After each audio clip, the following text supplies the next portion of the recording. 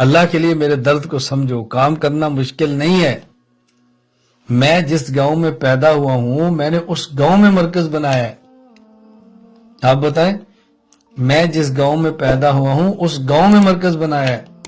اور میں نے کتنی بار بتایا، جب میں نے کام شروع کیا میں نے جمعے کا خطبہ دیا، بیان کیا، مصلی پر نماز کے لیے کھڑا ہونے لگا تو مجھے ایک بندے نے باؤں سے پکڑ کے پیچھے کر دیا، لیاس تو پیچھے ہٹ جا، تیرے پیچھے ہم نے نماز نہیں پڑھنی۔ مجھے لوگوں نے پکڑ کے پیچھے کر دیا۔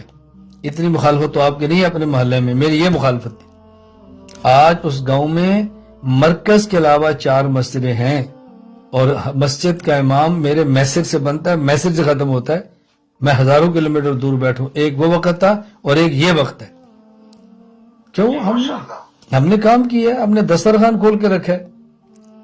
میں ہمیشہ بات کہتا ہوں، علماء کرام اگر آپ نے کام کرنا ہے، میں خدا کا واسطہ دے کر ہاتھ باندھ کے کہتا ہوں، عالم کو سخی ہونا چاہیے۔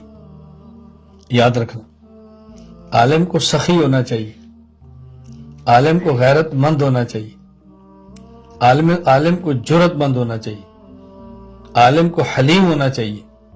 کام کیسے نہیں ہوتا؟ کوئی چھوٹی سی بات کرے تو ایک کلپ آنے کی دیر ہے، ابھی آیا نہیں، ابھی بن رہا ہوتا ہے اور آپ بگڑنا شروع ہو جاتے ہیں۔ آنے تو ذرا میں اس کا دیتا ہوں جواب، آنے تو ذرا اس کو میں دیتا ہوں جواب۔ کیا آپ نے خاک کام کرنا ہے؟ دسترخوان آپ نہیں لگا سکتے، مزاج میں حلم آپ کے نہیں ہے، مزاج میں سخاوت نہیں ہے، مزاج ہی نہیں ہے، مزاج ہی نہیں ہے، بتائے کیسے کام ہوگا؟ میں نے آپ سے گزارش کی ہے، میں یہاں ترکی میں ہوں، نہ مجھے زبان میں آج ان بچوں سے کہتا، میں نے کہا دیکھو میرا سب سے بڑا مسئلہ ہے کہ میرے پاس پیسے نہیں ہیں۔ یہ دیکھو میں ابھی آپ اس ویڈیو دکھاؤں نا پوری تو آپ حیران ہو گئے، ایک ہی کمرہ ہے، اسی میں ہم سوتے ہیں، اسی میں خانقاہ ہے، اسی میں مدرسہ ہے، اسی میں ریکارڈنگ ہو رہی ہے، اسی میں 10 بندے۔ میں ان سے کہہ رہا تھا یار میں چاہتا ہوں یہاں میں ایک بیڈ لگا لوں یہ فوڑنے والا دیوار کے ساتھ، تاکہ مشائخ یہاں پر سوئیں۔ کیوں؟ بڑا آدمی آتا ہے تو مجھے گھر میں سلانا پڑتا ہے، گھر والے بچے سارے اکٹھے کرنے پڑتے ہیں، میرا روز کا معمول ہے۔ آج بھی میرے پاس مہمان رات 11:20 پر آئیں گے، میں نے کہا جو بس آجو، کسی ہوٹل میں نہیں آنا، میرے گھر آنا ہے۔ 2 تاریخ کو ایک عالم انگلینڈ سے آیا، میں نے کہا جو میرے پاس آنا ہے 2 دن۔ ایک اور ہے، میں نے کہا میرے پاس آنا۔ ابھی کینیڈا سے آئے تھے، میں نے پہلے کہا میرے پاس ٹھہرنا، خیر وہ ہوٹل میں ٹھہرے، آئے، کھانا کیا، کھانا کھایا، مجھے کہتے مولانا صاحب آپ ٹھیک کہتے ہیں، آپ کے پاس رہتے زیادہ فائدہ ہوتا ہے۔ میں نے کہا میں خود کہہ رہا ہوں میرے پاس ٹھہرے، ابھی آپ کو اندازہ ہوا میں آپ کو خالص کھانا کھلاتا۔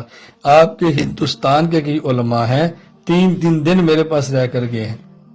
آپ یقین فرمائیں، مجھے نہیں پتا شاید آج مجلس کے اندر ہوں، ان کا کہنا یہ تھا مولانا ہم نے زندگی میں اس مزاج کا بندہ نہیں دیکھا۔ کیا پسند فرمائیں گے؟ وہ عالم تو کہتے ہیں بس میرا مزاج ہے، میں صبح نا سوکھی روٹی اور گڑ اور یہ کھاتا ہوں۔ میں نے کہا ٹھیک ہے، یہ لے لیں، یہ سوکھی روٹی یا گڑ ہے اور یہ دہی۔ اور بتائیں، جب کوئی آئے جی میں مولانا اچار اور یہ، میں نے کہا یہ لیں، یہ اچار اور یہ دال لے لیں۔ ہم تیز مرچ کھاتے ہیں، میں نے کہا تیز مرچ لے لیں، بغیر مرچ کے، میں نے کہا بغیر مرچ کے لے لیں۔ رات کو 2 بجے کھانا، میں نے کہا 2 بجے ملے گا۔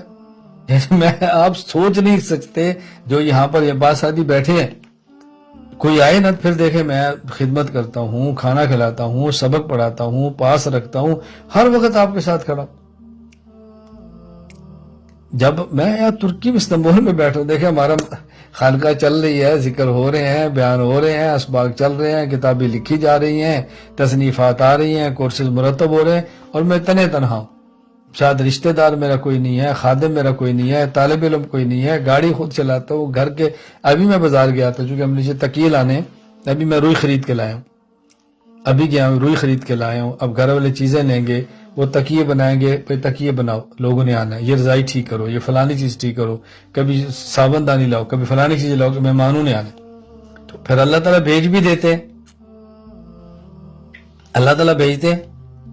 میں ساتھیوں کے لطیفہ سنایا کرتا ہوں کہ میں ایک بار پشاور گیا، گھر والوں نے کہا تھا ہمارا ٹوپی والا برقع لے آنا، تو میرے ساتھ ایک پٹھان تھا، اس کی شادی نہیں تھی، نوجوان لڑکا تھا، تو اس نے بھی نا ٹوپی والا برقع ہوتا نا ایسے اٹھایا، تو کہتے ہیں اللہ برقع میں نے لیا، اس کے اندر کچھ تو ڈال دے۔ اب